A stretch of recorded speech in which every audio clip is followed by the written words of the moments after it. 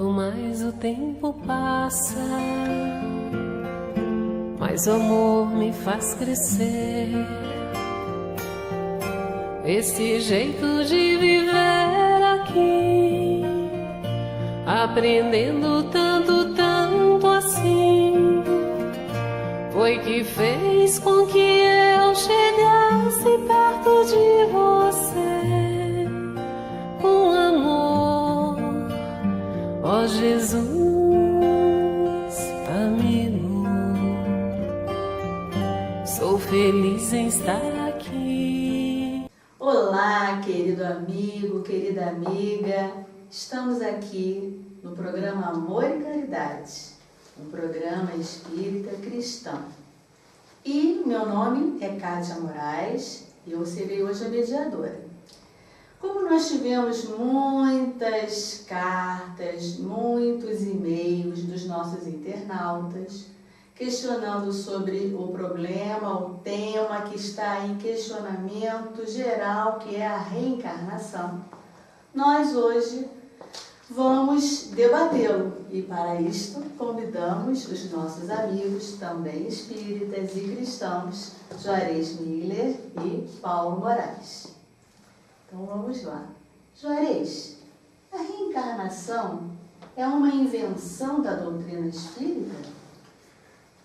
Queridos irmãos, aqueles que nos ouvem, na realidade nós como espíritas, nós ouvimos muito esse questionamento, né? Que é a doutrina espírita que inventou essa coisa, né? Eles falam assim, de reencarnação. Mas nós sabemos que a reencarnação é tão antiga quanto a humanidade.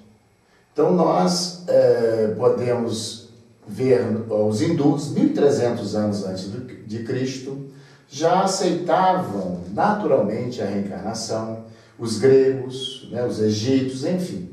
Está registrado em todas as histórias da humanidade e também nos livros sagrados, e inclusive na Bíblia, não é? Está registrado tanto no Velho Testamento quanto no Novo Testamento. Então, na realidade, a reencarnação não é uma invenção do Espiritismo. Ela faz parte da natureza, porque é lei divina. E, na realidade, no Oriente, nós sabemos, né? Ela é aceita já há milênios. Só o Ocidente, né? Por motivos que nós veremos aqui no nosso debate, ainda não a aceita. Certo, certo. Agora, eu queria saber o seguinte, você falou que no Antigo e no Novo Testamento fala de reencarnação. Você pode citar alguma passagem brevemente para nós? Bom, sem dúvida eu não tenho esses textos de cor. Então, para isso eu vou me apoiar justamente, eu trouxe aqui, né, a Bíblia, certo. E vou ler simplesmente dois textos, né, pequenos, duas passagens pequenas, para a gente não se alongar, porque se encontra não só no texto que eu vou ler, mas também em Êxodo, em Números e Sabedoria, enfim. Certo. Mas vamos pegar um textozinho aqui para o nosso comentário, que está em Jeremias, né? Capítulo 1, versículo 5. Então está lá. E o título desta passagem é Vocação do Profeta.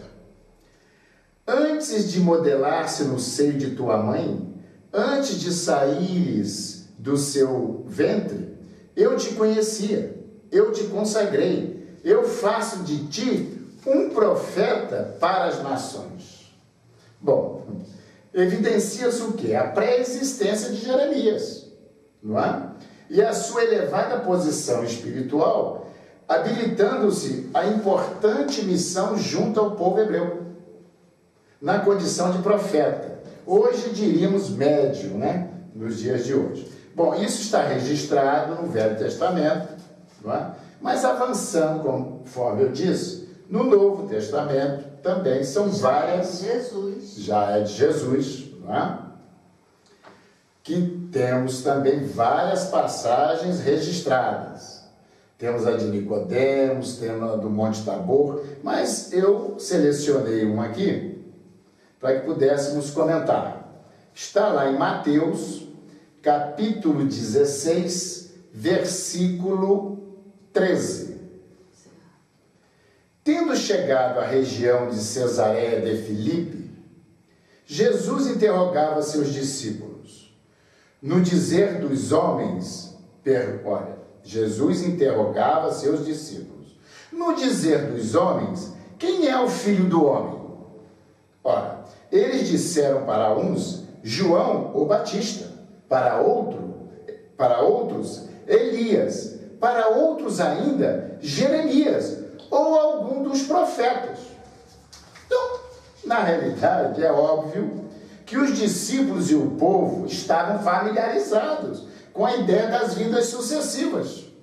Ou não teria cabimento, naturalmente, essa resposta.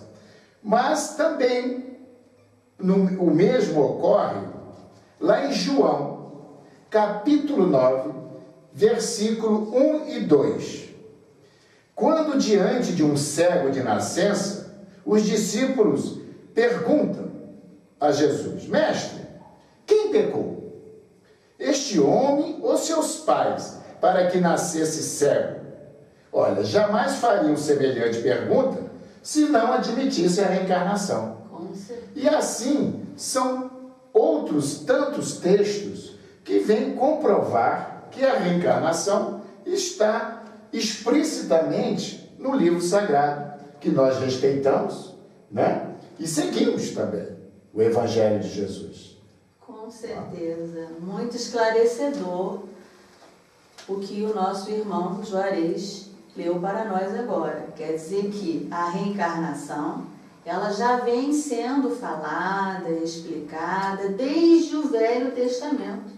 E com a vinda de Jesus, ela foi ratificada. Agora eu queria saber, Paulo, uma outra coisa. Como é que a ciência hoje explica a reencarnação? Olha, mais e mais se pesquisa sobre isso em todas as partes do mundo. Pesquisadores sérios, muitas vezes, nem mesmo acreditam em Deus ou têm uma religião. Pelo menos no início do trabalho de cada um deles, muitas vezes aconteceram situações assim, mas quando a pessoa, com seriedade, sem preconceito, busca a verdade, ela acaba encontrando. Então, nós poderíamos citar aqui, tal como está colocado, que as religiões todas apresentavam isso, nós poderíamos dizer a mesma coisa em relação à ciência. Vamos citar 2 ou 3 casos. Por exemplo, o médico, o psiquiatra Brian Weiss, indivíduo respeitado em toda a comunidade científica. Tem vários livros editados e são muito vendidos mundialmente, Com não é? certeza. O Brian Weiss, judeu, médico, psiquiatra renomado, no seu trabalho, ele originalmente não tinha uma correta noção, nem mesmo aceitava a reencarnação. Mas, ao aplicar determinadas terapias com pacientes, com síndromes as mais variadas, o que ele acabou constatando? Ao regredir o paciente começa a falar a respeito de situações de uma outra vida, às vezes muda até o idioma com que se expressa. Nossa, fantástico! E como ele completou esse trabalho? Indo aos locais reportados, a outros países, buscando dados cartoriais, e ali ele identificava que aquela pessoa se dizia, de repente, italiana, numa cidade determinada, no ano tal. Ele foi até lá, pesquisou na cidade, achou a família, achou a pessoa, e lá nos registros do registro civil, tudo lá encontrado. Então, incontestável, não é? Incontestável. Isso são dezenas, centenas, milhares de casos que ele tem catalogado. Junto a ele, por exemplo, tem o Ian Stevenson, canadense, professor da Universidade de Virgínia, psiquiatra, que tem uma infinidade de casos aí de crianças que reportam vidas anteriores e elas têm marcas físicas de situações que aconteceram. Ele Ele viajou pelo mundo todo fazendo Marcas físicas seriam os sinais. sinais, e a criança reportava na vida atual que numa vida anterior havia sofrido um acidente ou uma situação exatamente onde está registrado Estaria ali. um sinal, que interessante. São dezenas, centenas de casos. Ou seja, nós poderíamos ficar horas aqui citando situações. Um seguidor dele, Tim Tucker, recentemente esteve no Brasil fazendo palestras a respeito disso. Ou seja, para quem tiver olhos de ver, acabará encontrando a verdade. Com certeza. Muito interessante como que a ciência está comprovando incontestavelmente a reencarnação, porque são fatos que estão aí, para que todo mundo possa ler e saber. Agora, Juarez, você poderia me falar sobre qual o verdadeiro propósito da reencarnação? Por que temos que reencarnar tantas vezes? Por que isso? Qual é o propósito disso? Por que numa vida nós não podemos já subir todos os degraus? Reportando novamente a Bíblia, no Novo Testamento, Jesus nos disse que para conquistarmos o reino dos céus ou estar com Deus, só aqueles que conquistassem a pureza de coração, ser puro de coração. Então, numa breve observação, essa conquista, para ser realizada numa existência de 60, 70, 80 anos, eu acho que seria muito difícil, não é? Agora, grande parte da humanidade, nós que fazemos parte dessa humanidade imperfeita ainda, sabemos que o amor não é o que impera ainda na humanidade, não é?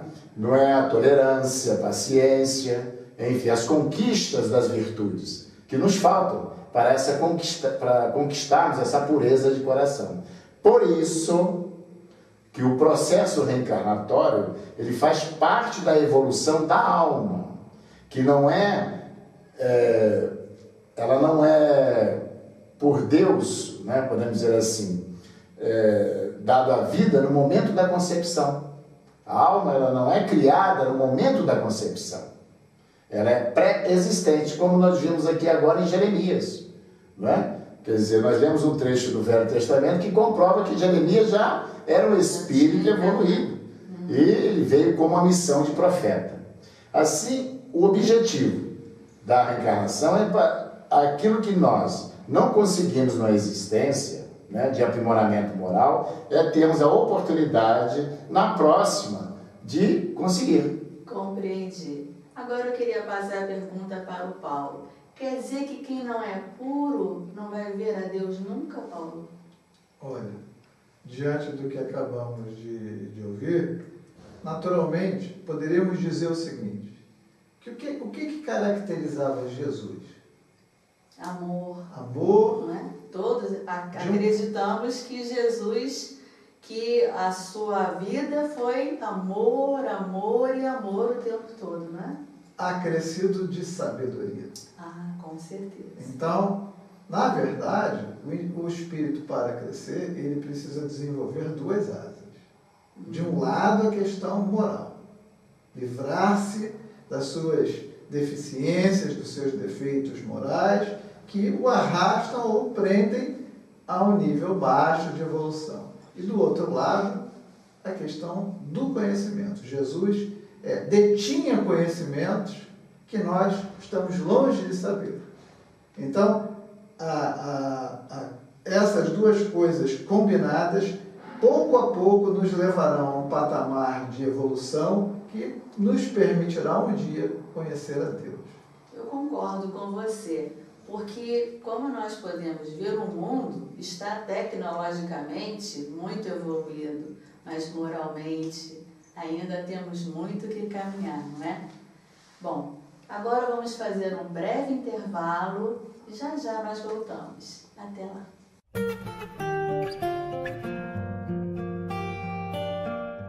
Mercado Flor de Teresópolis, Rede Que Barato, padaria e lanchonete, açougue, bebidas em geral. Frutas, legumes e hortaliças, direto do produtor. Aqui você encontra papelaria, perfumaria e bazar. Aqui você pode fazer o pagamento das suas contas, realizar saques e fazer depósitos. Preço baixo e bom atendimento você só encontra aqui na Rede Que Barato. Amigo, estou aqui. Amigo, estou aqui. Se a fase é ruim e são tantos problemas que não tem fim, não se esqueça que ouviu de mim. Amigo, estou aqui. Amigo, estou aqui.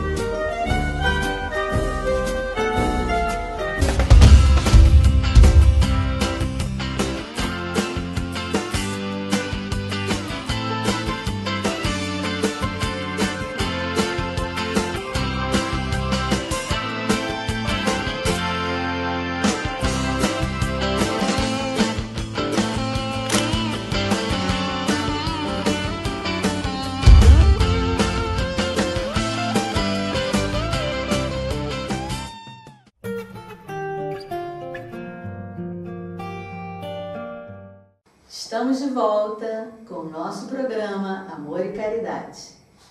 E estávamos falando sobre a reencarnação. Tema maravilhoso, questionador. E isso gerou muitas dúvidas. E eu gostaria de perguntar ao Paulo, se nós reencarnamos, por que nós não nos lembramos daquilo que fizemos nas vidas passadas? Seria tão útil, né? Pelo menos eu penso assim. Talvez fosse útil, né? Quando encontramos pessoas que são muito amadas, que são muito queridas, aquela mãe adorada, aquele irmão querido, aquele amigo do peito. Mas, na verdade, a reencarnação tem como propósito, como dissemos, o processo evolutivo. E, dentro do nosso processo evolutivo, existe a questão da reparação das faltas. Então, muitas vezes, Deus se aproveita de uma família, por exemplo, para colocar ali, naquele ambiente familiar, antigos desafetos, às vezes inimigos, pessoas que até já se foram capazes de um matar ao outro. Nossa, eu conheço vários casos de dramas terríveis em famílias, de irmãos que se odeiam, de pais que não se entendem com os filhos. Seria essa a explicação? Naturalmente. Embora exista o esquecimento, sempre no inconsciente, um sempre está com o pé atrás em relação ao outro. Quer dizer que se a pessoa se lembrasse, recordasse que foi um desafeto, que foi morto ou que matou, ela não teria essa oportunidade de conviver com o outro, com o seu agressor, com o seu assassino, de uma maneira que tivesse uma chance para que aquele mal-estar fosse desfeito. Naturalmente, perfeitamente, exatamente. O esquecimento é uma bênção que Deus oferece a cada um de nós para que nós possamos promover o entendimento. Exatamente aquela história de amar ao próximo. Como vamos realizar isso sabendo que o outro, em algum momento, foi capaz de nos matar, de nos trair, de nos agredir? Agora, eu gostaria até de dizer uma coisa diferente. Às vezes a pessoa diz assim, né, popularmente, o meu santo não combina com o dele. E sempre nós achamos nesse momento que a pessoa, a outra, é a culpada. Mas isso é o nosso sistema de defesa. Muitas das vezes fomos nós os criminosos. Como saber isso? Os agressores. E Deus nos dá essa oportunidade. Então, a razão do esquecimento é exatamente em nosso benefício. É para que possamos...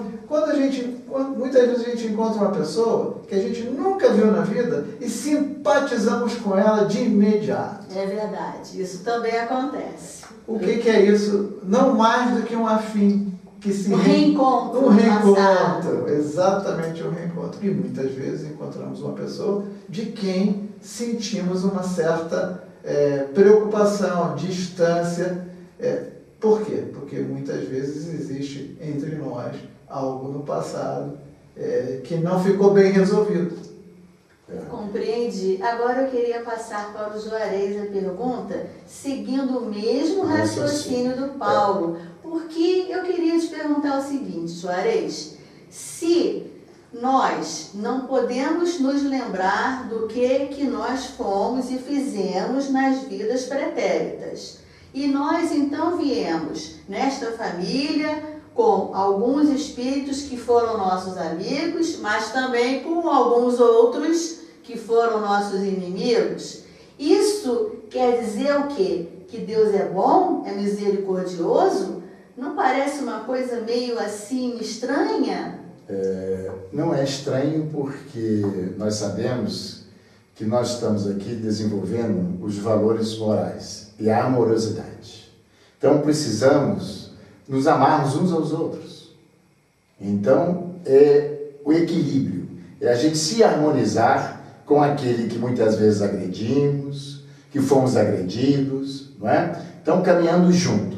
Sobre essa questão que o Paulo agora comentou, eu vou exemplificar. Tá? Um casal que nós recebemos há algum tempo em nossa casa, sim, Stephanie e Eugênio. Posso citar o nome deles porque eles permitiram já até em palestras eu comentar. Os dois são psicólogos de carreira e um deles, inclusive, trabalha na Fiocruz, no Rio de Janeiro. Certo. E o filho dele, com 3 para 4 anos, o Ian, o nome. Hoje já está um rapaz lá com seus 14, 15 anos. E ele, como psicólogo de carreira, e ela não conseguiram saber o que se passava com um filho de 3 para 4 anos, pequeno, né? Muito pequeno. Ele entrava em crise e ia para a cozinha, tomava de uma faca e saía atrás da mãe dizendo que ia matá-la. Imaginem só vocês, uma criança de 4 anos, né? E a mãe. Como entender isso? Uma criança de 4 anos que pega uma faca e diz que vai matá-la. E ela tinha dificuldade de dominá-lo. E eles, como psicólogos, recorreram a todos os recursos, né, da área da psicologia, mas não encontraram, mas encontraram nas reencarnações passadas. Não é? Naturalmente, em reuniões que foram feitas, num trabalho de regressão espiritual, não é? Foi mostrado o que eles fizeram um ao outro na encarnação passada. Aí a prova da reencarnação e o equilíbrio, porque essa mãe o amou mais ainda, aquele filho. E hoje se convivem muito bem e são felizes. Que interessante isso. Vocês prestaram bem atenção? O espírito que tinha cometido um crime veio como filho daquela mulher. Então o filho, uma criança indefesa, um bebezinho ali, frágil, que aquela mãe tem todo aquele amor. Olha só, se ela se lembrasse que ele foi um espírito que já teve um passado terrível com ela, ela não iria desenvolver esse amor. Mais tarde, quando ele começou a andar, a se manifestar, a se expressar, ele instintivamente, porque ele não se lembrava, não é isso? Ele foi colocando para fora toda aquela animosidade, mas que graças à doutrina espírita, à explicação da reencarnação, um tratamento que vocês fizeram na casa espírita, ela soube, ela entendeu, compreendeu o mecanismo daquilo tudo. Por que ele veio como seu filho? E ela entendeu que a salvação estava no amor. Tinha que amá-lo. Muito bonito isso, né? Agora, eu queria perguntar outra coisa. A misericórdia de Deus, como é que ela atinge as pessoas, Paulo, que se odeiam vidas seguidas, aquelas pessoas que insistem em praticar o mal, que não conseguem ver a luz de Deus, que não conseguem ver amor, porque existem pessoas assim no mundo, não é? Como é que é a misericórdia de Deus com essas pessoas? Eu gostaria de entender. É simples. É complicado e é simples. Complicado e simples, hein?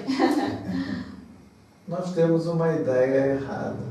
Pelo seguinte, se Deus, em dado momento, nos fez simples e ignorantes, é porque Ele conta que no nosso processo evolutivo nós cometeremos acertos e também enganos, erros.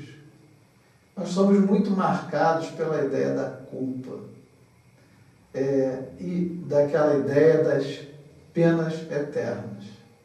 Ah, sim. Deus jamais, se um pai humano imperfeito é capaz de dar diversas, às vezes infinitas chances a um filho que se engana, que comete todo tipo de erros, será que o Pai Divino, aquele que Jesus nos apresentou, não aquele Pai cruel que castiga, Jesus nos apresentou Deus como Pai amoroso, justo, bom. Será que esse Pai Divino, muito acima de todos nós, seria capaz de pegar um dos seus filhos e, porque ele é ignorante, e aí condená-lo numa situação? Então, a misericórdia divina, ela se expressa na reencarnação, porque tempo para Deus é irrelevante. Ele nos fez a todos para a felicidade, mas deixa que cada um caminhe no tempo e na maneira que quiser, no uso do seu livre-arbítrio. Então, a verdade é que teremos tantas chances, oportunidades, quanto necessitarmos. Esse Pai amoroso, Ele cria essas oportunidades para nós. Isso não quer dizer que devemos nos acomodar e não buscar o aperfeiçoamento moral, intelectual, não. Mas, com certeza, aqueles indivíduos, os piores, os mais cruéis, os criminosos, um dia também serão bons. Um dia também alcançarão um patamar para aquele encontro com Deus. E só através da reencarnação é que isso poderá se dar. Essa é a misericórdia divina se expressando na vida de cada um de nós, deixando cada um de nós ser o que é, o que gosta de ser. Porque no fundo, só o amor eleva. E todos nós, mais cedo ou mais tarde, seremos tocados por ele. Eu acho isso muito interessante que você acabou de falar, essa palavra, quer dizer, essa expressão livre-arbítrio. Eu acho muito interessante, porque de uma maneira geral, nós fomos todos condicionados a não fazer isso, a não fazer aquilo, porque é pecado, porque é feio, porque é incorreto. Livre-arbítrio quer dizer que eu posso errar, e eu posso errar de novo, eu posso escolher acertar ou errar quantas vezes forem necessárias, e Deus vai ter paciência comigo, Ele vai saber esperar algum dia eu despertar para o amor, para fazer as escolhas certas? Com certeza. Com certeza. Agora, é importante entender o seguinte: qual é a perspectiva da doutrina espírita com relação ao uso do livre-arbítrio. Muitas pessoas entendem que livre-arbítrio é fazer tudo o que se quer. Se o que estamos fazendo, de alguma forma, prejudica qualquer outra pessoa, nós estamos em desacordo com a lei divina. Na verdade, o uso do livre-arbítrio, o justo e adequado uso do livre-arbítrio, é aquele que respeita o próximo. É a liberdade com responsabilidade. É por isso que a doutrina espírita tem a função de informar, de formar, instruir e educar. Nós precisamos ser educados. Não apenas no ambiente das igrejas, não apenas no ambiente da casa espírita, mas andarmos com a justa educação por onde caminhamos. A cada dia, dentro do lar, no ambiente de trabalho, no meio da rua, na verdade, a prática do amor é contínua. Ela se dá em todas as partes. Então, muitas vezes se fala de liberdade. Sim, temos liberdade. Se imaginarmos o seguinte, não existem hoje assassinatos? Se existem assassinatos e Deus está no controle de tudo, é porque Ele permitiu. Então nós podemos chegar ao ponto até de imaginar que matamos alguém. Na verdade, nós não matamos ninguém, porque como espíritos somos imortais. Então, é um equívoco imaginar que se pode matar alguém.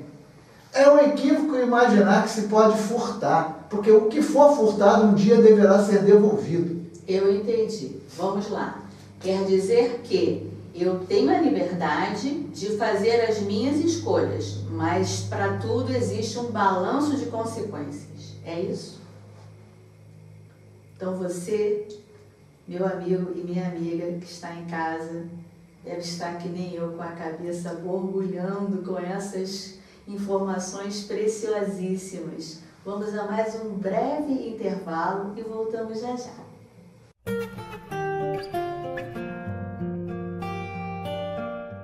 Mercado Teresópolis, Rede Que Barato, Rua Luiz Nogues Júnior, número 900, no bairro de São Pedro. Perfumaria, material de limpeza, bazar, bebidas, açougue, hortifruti e padaria com doces e salgados. Disque Entregas. Preço, qualidade e bom atendimento. Vem pra cá você também. Mercado Teresópolis, Rede Que Barato, no Perpétuo. Aqui em frente ao Mercado Que Barato do Perpétuo, você encontra o restaurante Tempero da Serra. Vamos conhecer? Alimentos saudáveis são o que todos procuram. No Tempero da Serra, você encontra alimentos preparados com muito carinho, com muito amor e com cuidados necessários à sua saúde. Venha para o Tempero da Serra, na Rua José do Patrocínio, número 322.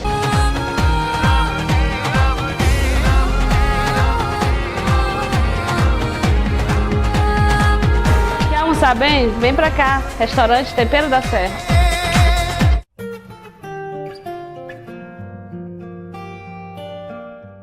Meu amigo, minha amiga, estamos de volta com o nosso programa Amor e Caridade, um programa espírita cristão que hoje está pegando fogo. O debate aqui está muito bom e estamos falando sobre reencarnação. Gostaríamos agora de levantar um questionamento que é meu. Digamos que eu faça toda a sorte de impropérios, que eu traia, que eu minta, que eu faça fofoca, que eu passe os outros para trás, enfim, essas coisas que a gente acha que são totalmente erradas, prejudicam os outros e prejudicam a nós mesmos. Chega lá na frente, eu com mais idade, eu me arrependo. Fico arrependida e peço perdão a Deus. Deus, assim, sinceramente, o que vai acontecer comigo? Fiquei realmente arrependida, pedi perdão a Deus. Vai zerar tudo aquilo que eu fiz? Juarez, você pode me responder isso? Todos aqueles pecados que eu cometi, zerou tudo? Estou começando do zero? Bom, cabe uma explicação, né? Nós já conversamos aqui sobre o livre-arbítrio, a liberdade de escolher. Ela vem acompanhada da responsabilidade das escolhas. Agora, perante a Deus, nós sempre pedimos perdão a Deus, né? E grande maioria acha que Deus ainda perdoa e Deus, de uma certa forma, castiga, né? Quando nós somos desobedientes ou quando nós não respeitamos as leis de Deus. E a doutrina espírita, ela tem um entendimento de que Deus não perdoa e Deus não castiga. Bom, primeiramente, Deus não perdoa porque o perdão pressupõe uma mágoa, um ressentimento. Então Deus, ele não perdoa, porque Deus ama os seus filhos. Ama sempre. Deus é amor. Deus não castiga. Você quer dizer que Deus não fica ofendido, por isso ele não precisa perdoar. Porque a escolha é nossa, nós vamos aprender, não é? Por isso a reencarnação. o que o Paulo, no outro bloco, comentou, que aqui se faz e aqui se paga, é uma realidade. Se não der tempo de pagarmos aqui nessa existência, outras, com certeza, nós vamos aprender. Que esse pagar é aprender a lição de amor. Deus não castiga, Deus educa os seus filhos, é diferente. Nós entendemos muitas vezes como castigo, mas na realidade, Deus quer nos educar para o caminho do bem. Assim é um filho nosso, que muitas vezes é rebelde, né? Desobediente. O pai muitas vezes tem que aplicar um corretivo, colocar lá num quarto, numa sala, fazendo exercício, estudando 2 horas, 3 horas, né? Para o filho, ele vai entender aquilo como um castigo, que o pai ou a mãe está castigando ele. Mas, na realidade, na visão do pai e da mãe, está o quê? Educando, para que ele seja um bom cidadão, um homem de bem. Assim é Deus para com seus filhos. Deus nos ama e quer a nossa felicidade, que é o nosso bem, e nos educa. As escolhas são nossas, mas tudo aquilo que escolhemos, nós vamos assumir a nossa responsabilidade perante as leis divinas. Agora, Paulo, como é que você interpretaria isso? Zerou tudo para trás? Não, de forma alguma. De forma alguma, porque a verdade, eu entendo que quando a pessoa toma consciência do seu engano, cabe a ela reparar o mal. Ah, isso é muito importante. Cabe a ela reparar o mal. Cabe a ela reparar o mal que fez. Quer dizer que não zerou. Não passou uma borracha, não apagou aquilo e começou do zero. De forma alguma. Tudo aquilo que ela fez ficou registrado. E ela agora vai agir corretamente, reparando o mal que fez. É importante entender o seguinte, a doutrina espírita, Kardec faz uma pergunta muito clara aos espíritos. Onde está gravado a lei de Deus? Na consciência dos homens. Então, a nossa consciência é o nosso juiz. E a nossa consciência sempre nos acompanhará. Então, não há tranquilidade nesse aspecto de imaginar que algum crime, que algum delito, que algum erro ficará impune. Muitas vezes nós vemos situações no nosso mundo de desigualdades, de injustiças cometidas por todos os tipos de pessoas e muitas vezes nos revoltamos com isso. Na verdade, obviamente, precisamos buscar que as coisas funcionem correto, que as leis sejam respeitadas, mas não precisamos jamais nos revoltar. Jamais a nossa mão deve ser usada para qualquer ação de vingança, porque, na verdade, todo ato de desamor não agride ao indivíduo, agride a lei divina. E a lei divina é uma lei de amor, o fluxo do universo é do amor. Quando a pessoa se coloca contrária ao fluxo, ela tem que retornar ao fluxo. E, normalmente, o faz de forma dolorosa. Compreendi.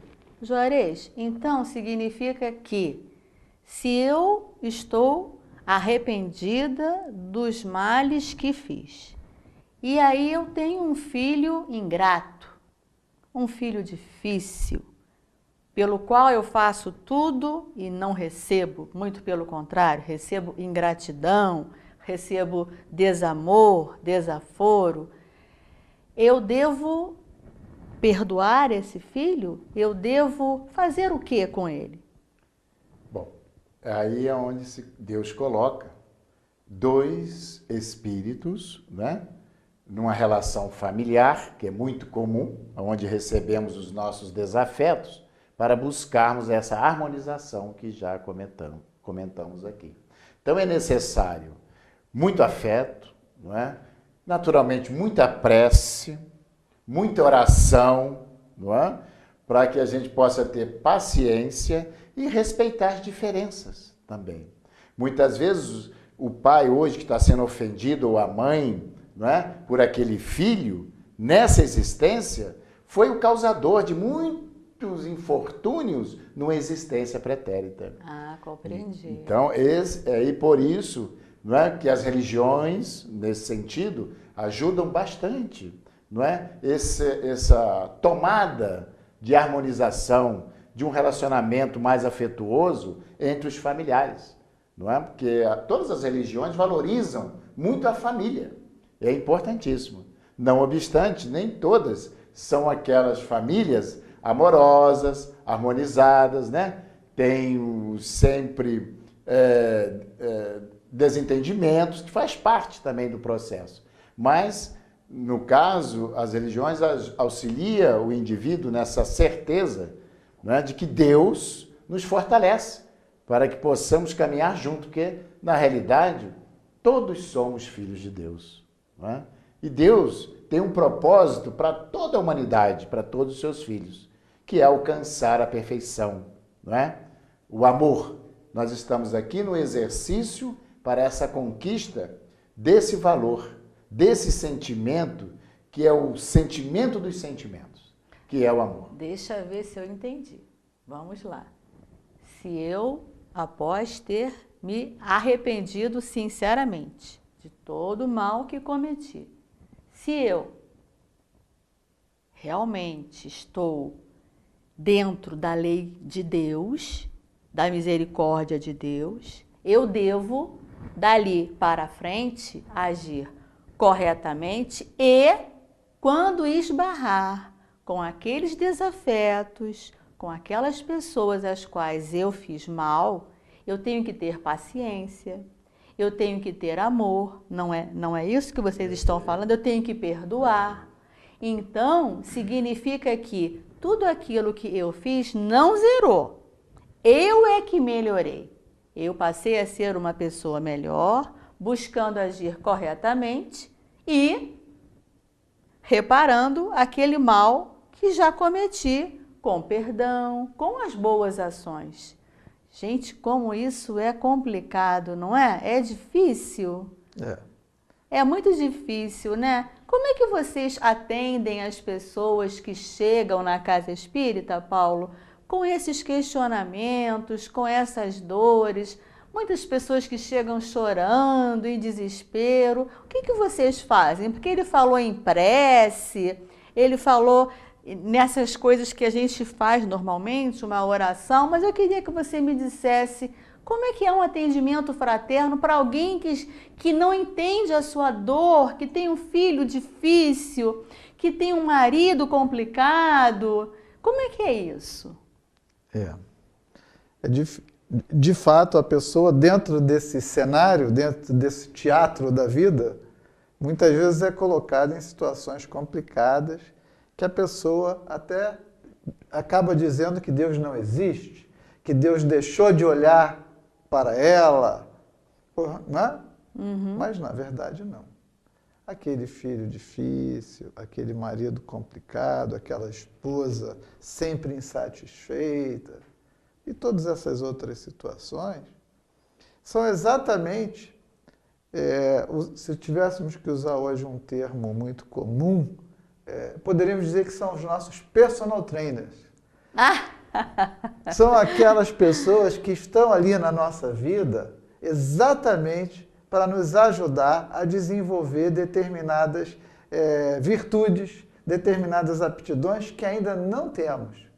Obviamente, se numa determinada vida eu, pai relapso, abandonei a família, deixando filhos, mulher, numa dificuldade horrível, e, em dado momento do futuro, me reencontro com eles, no subconsciente, será que eles acreditam em mim?